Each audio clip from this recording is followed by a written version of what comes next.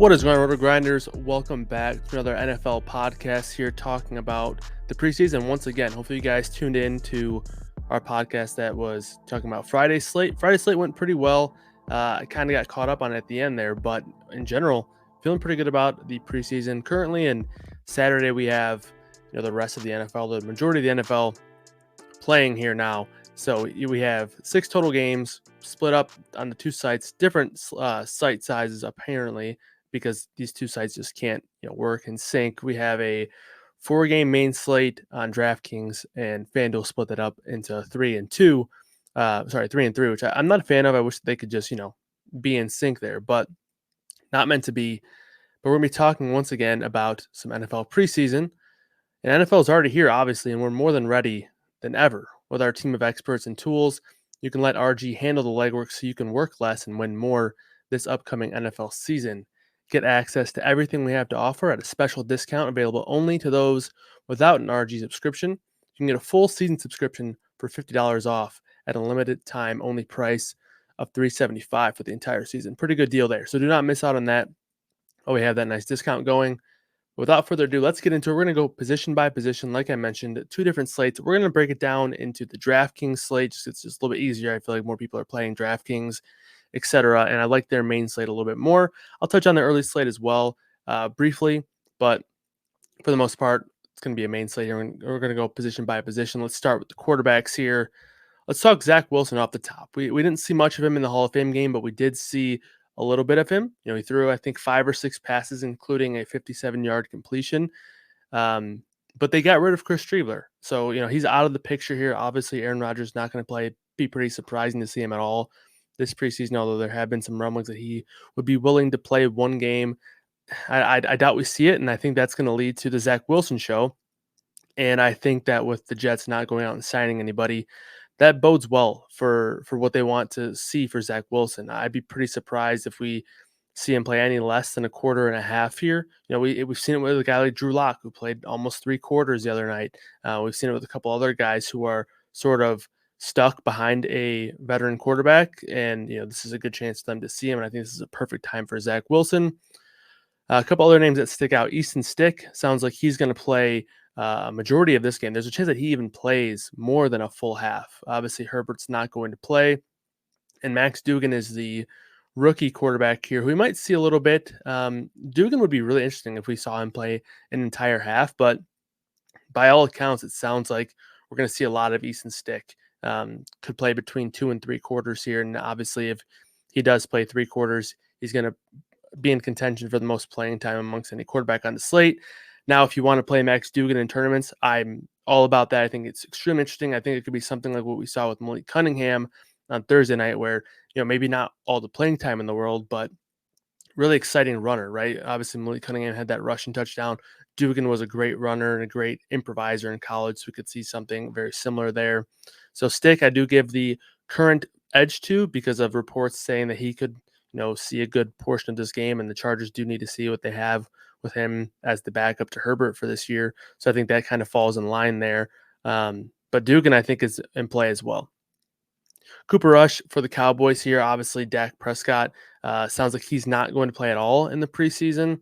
So that's going to leave us with a lot of Cooper Rush time. We've seen Cooper Rush be productive at times in the regular season, so I wouldn't be surprised to see him do so here.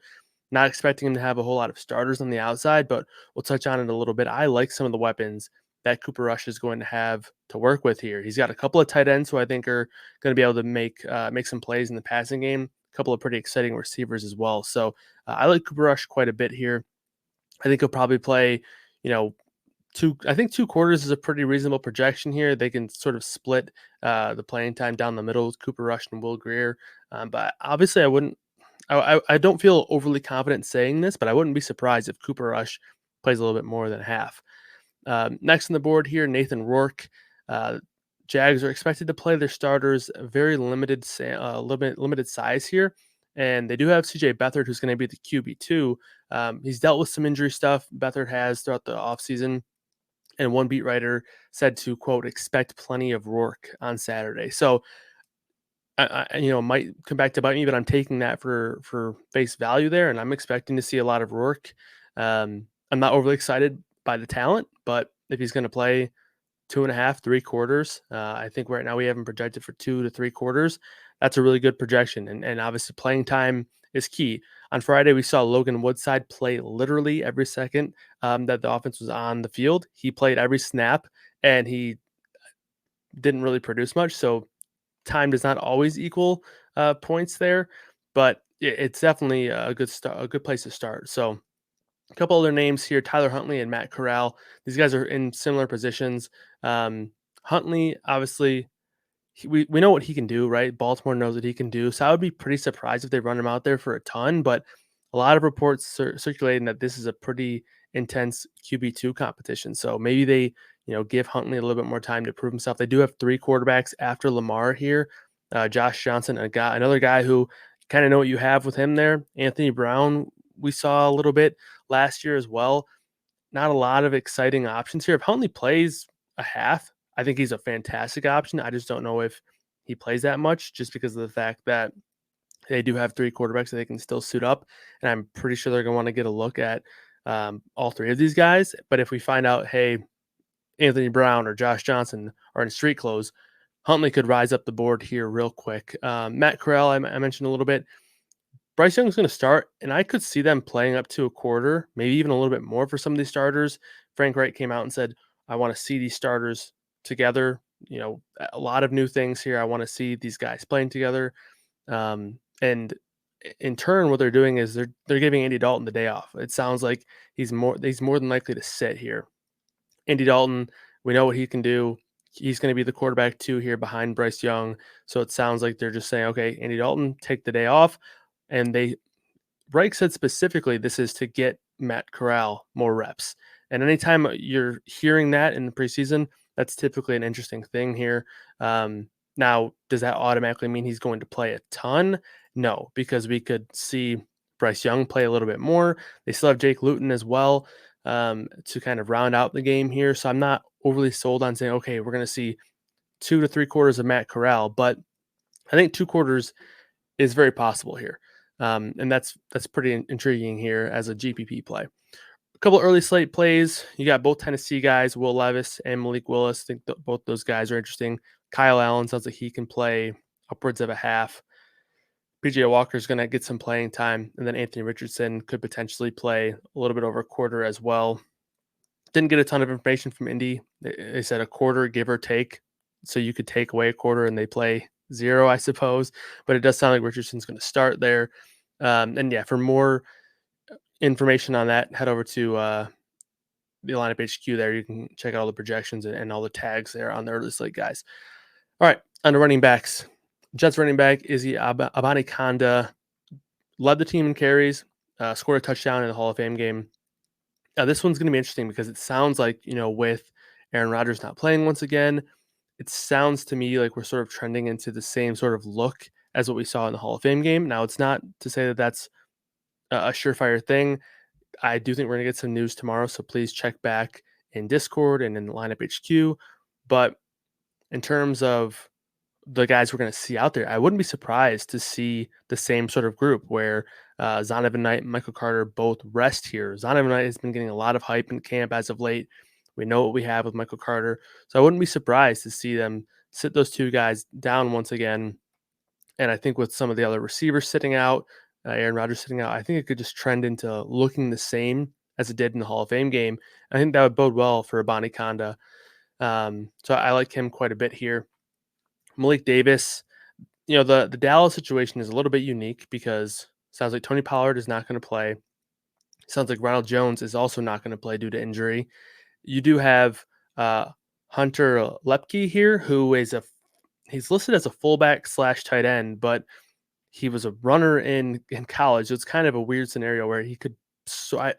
Again, this is high praise, and it's coming from fan sites and beat reporters. But comparing him to Kyle Juszczyk, I wouldn't expect him to be a runner or a running back that gets volume carries here.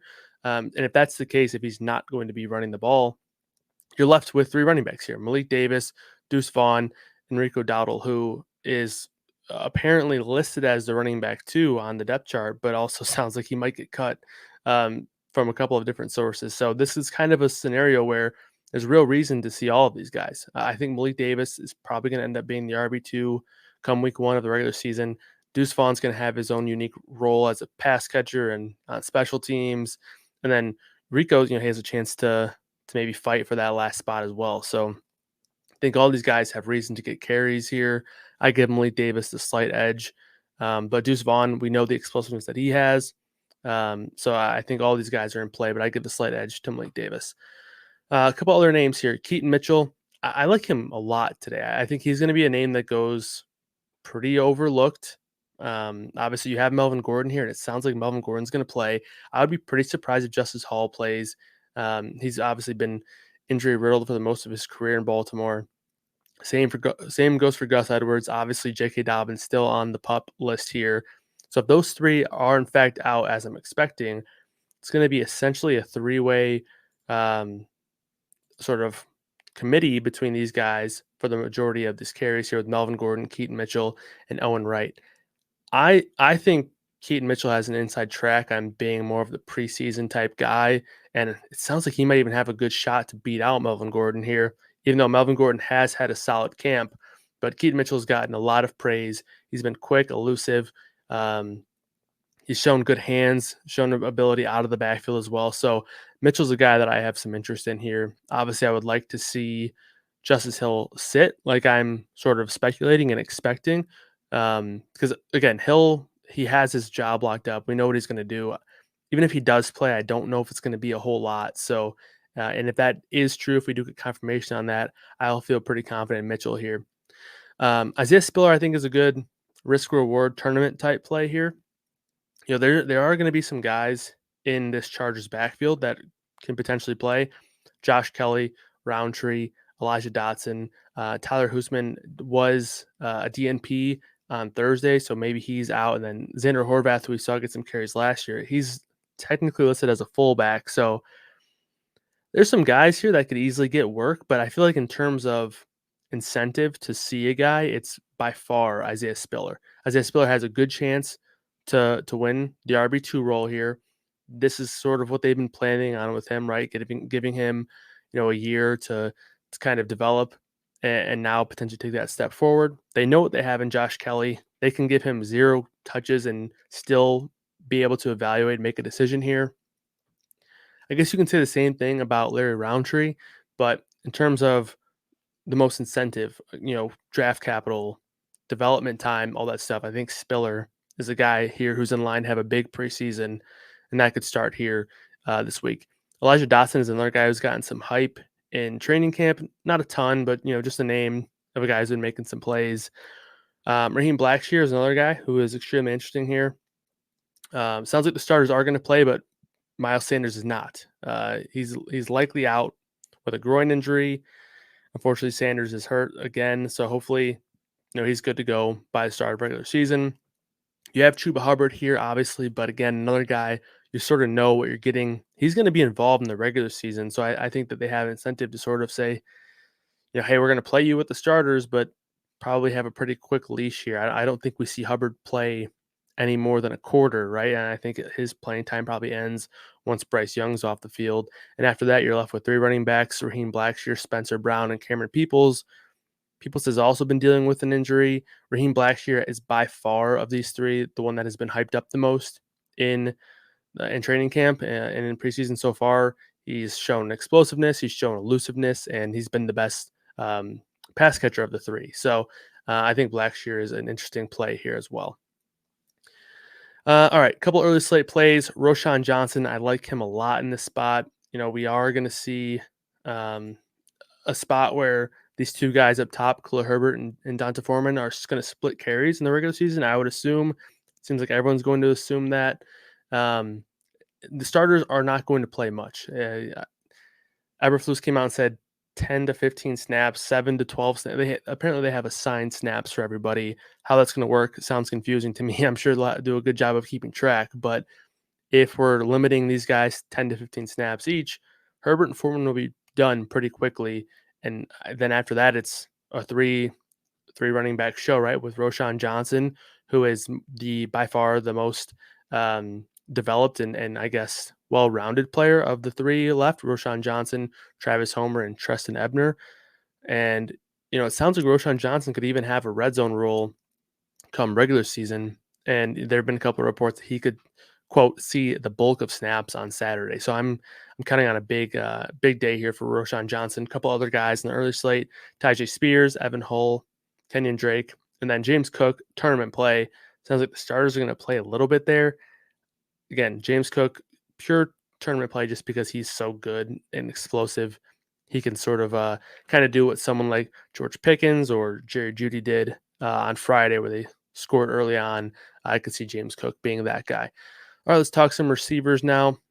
I haven't had the most luck with receivers in the preseason so far. Did have a nice little Calvin Austin touchdown, but I feel like that's going to change today. I have a couple of plays that I'm really high on. Running backs have gone really well for me so far in the preseason. But let's talk some receivers. First up, my favorite wide receiver play of the day, Kevontae Turpin. Turpin was a Pro Bowler last year as a return man. We know what he can do with the ball in his hands. He's explosive, elusive, he's fast, he's shifty.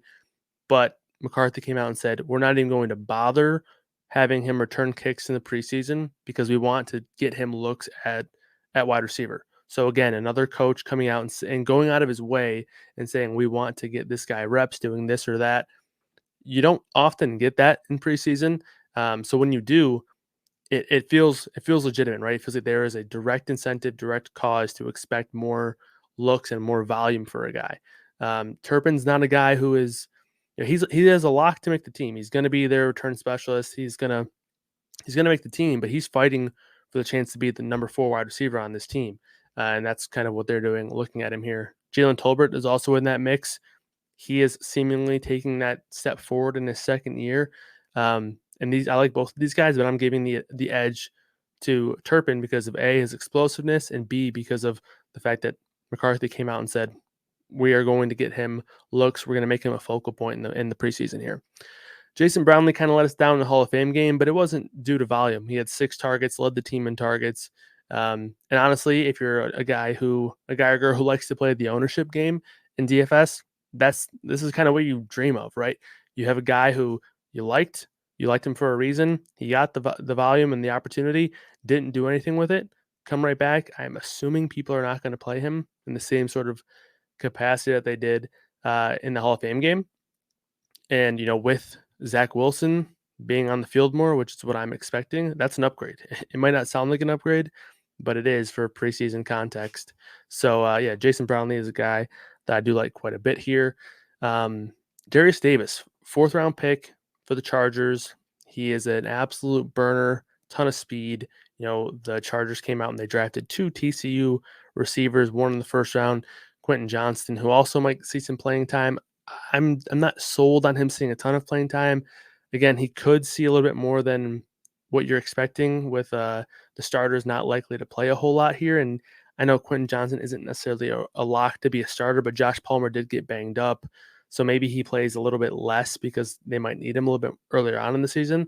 But Darius Davis, he's going to be a guy who is likely going to contribute more in the special teams category. But with Jalen Guyton hurt, with Josh Palmer banged up, with the top 2 guys, Keenan Allen, Mike Williams, not expected to play. You have another guy, actually 2 other back-end receivers, John Hightower and Darius Shepard, who both didn't practice on Thursday.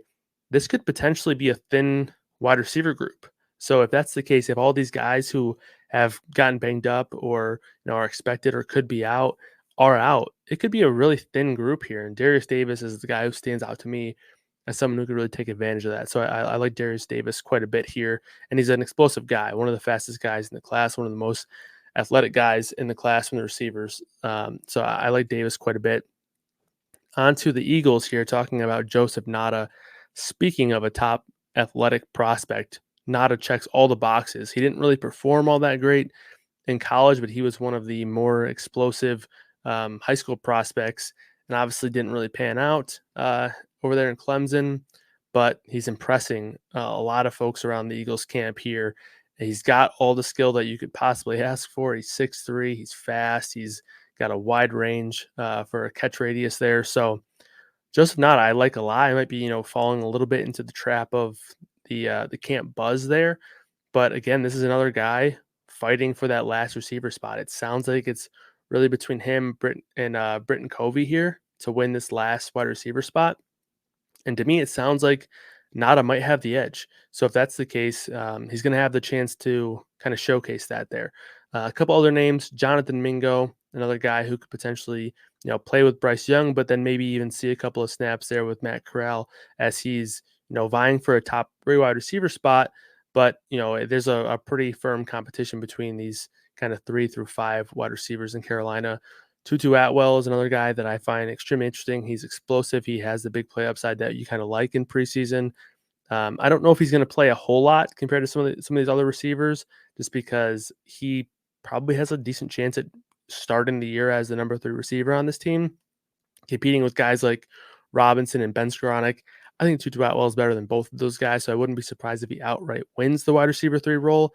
But this could be a good chance for him to kind of get some reps there as well. In terms of the names for the early slate receiving slate is pretty good. Tyler Scott and Velus Jones from Chicago, like both of those names. Michael Pittman, it sounds like he could play a quarter. If that's the case, we saw this in the preseason last year, right, where he played, I think, a quarter, maybe a quarter and a half, and had a pretty solid showing. So Pittman, he could play a quarter and rack up 4 or 5 catches really quickly as he tries to find the connection there with Anthony Richardson. Josh Downs, the rookie slot receiver, I like him quite a bit as well. 2 Tennessee guys, Reggie Roberson, Racey McMath, both fighting for that last wide receiver spot there in Tennessee. And then finally out of Buffalo, Khalil Shakir. Again, if you're looking for more of those receiver plays and projections, check out Lineup HQ for the early slate.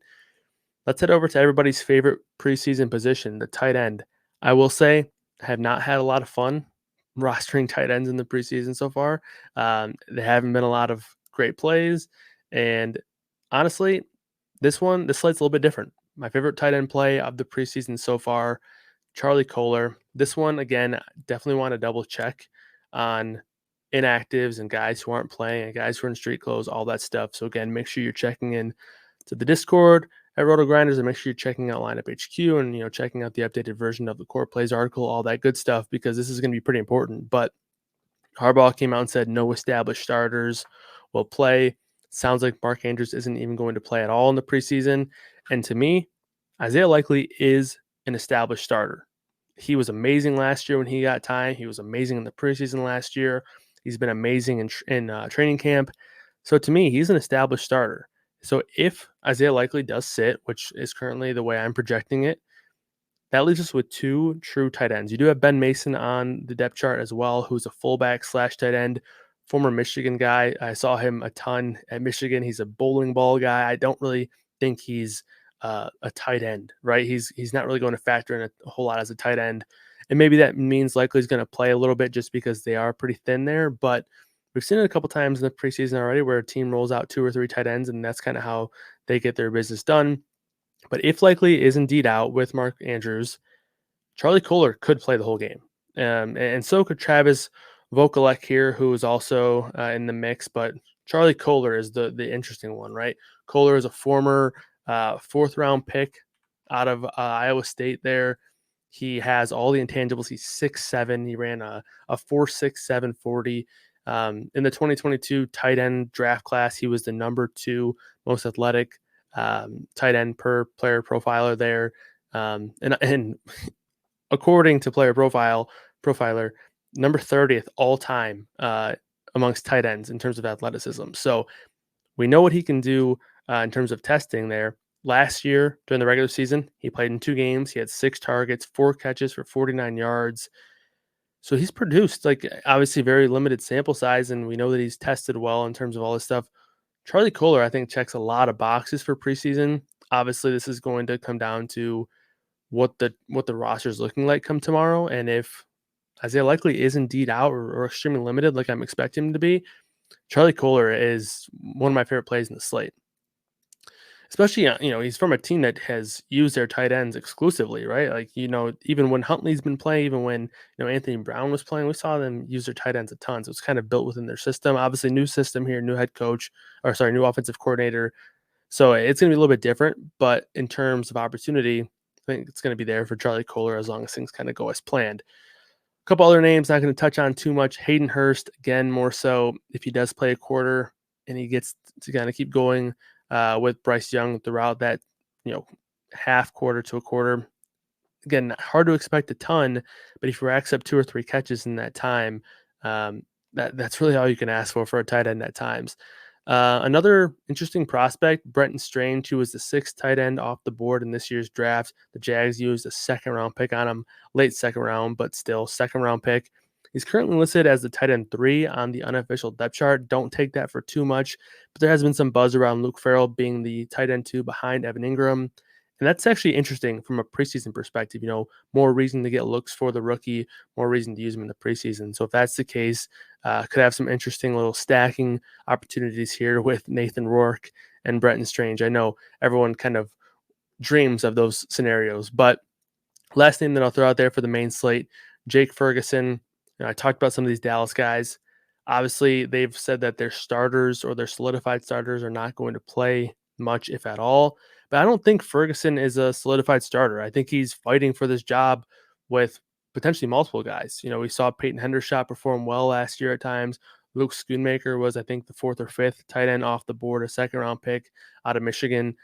So I think Jake Ferguson is fighting for the starting job, and I think he's going to get the sort of the respect of being the first one to potentially win this job.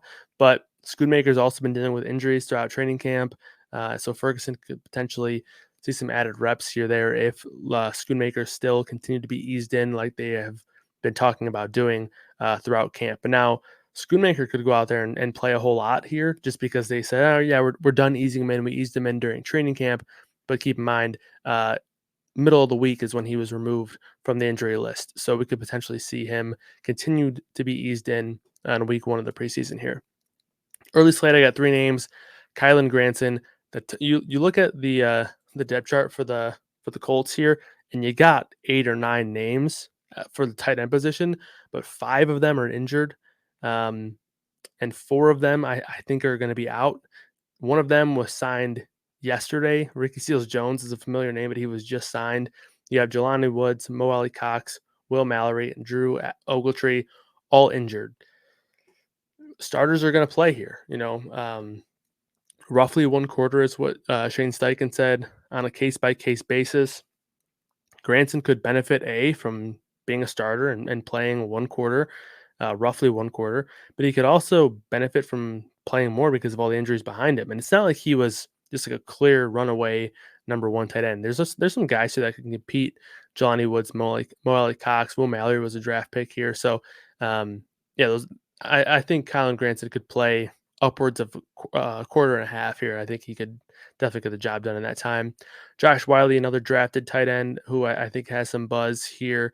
Another guy who's not going to really have a monster role during the regular season unless he really passes a couple of guys here. But they have the Titans have Chiga Okonkwo above him, who's going to be very clearly their number 1 tight end here. So Wiley could get some looks in the preseason here. And then lastly, Dalton Kincaid.